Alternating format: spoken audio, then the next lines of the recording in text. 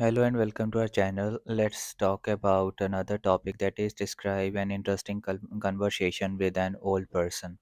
So let's go. Well, communication skills are rarely found in people because in today's era everybody is having excess egotism in their behavior. So here I would like to talk about a time when I did an interesting conversation with my grandfather. Actually, I used to study in a hostel and after my school, and then I rarely used to come home. So still remind that there were my holidays of the summer, and when I came home for the 30 days, and then I met with my family, and also I wanted to share a lot of things with my grandfather. So I started talking to him, and then I was much curious to know about the partition time, which was the nearly of the independence time of our nation. So when I started talking about that, my grandfather came up with tears, and then he started telling me story of that time.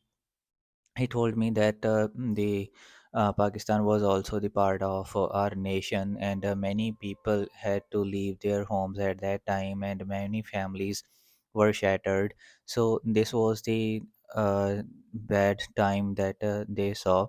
And after that, he also told that the martyrs who sacrificed their lives, that was also the fact at that time, that they wanted to make the country independent. That's why they didn't care about their lives, even they were in their adult age, and they thought about making a revolution in our nation.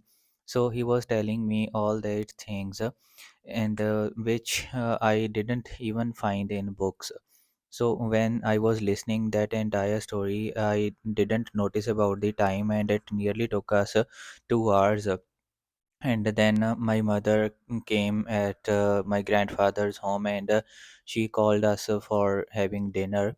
And so when we were having dinner at that time, I was also feeling all those talks that they were revolving in my mind, because it was the most hard time that my grandfather saw at that time, because he also told that one of his best friend had to leave that nation at that time, the partition time, and he had to go at another place.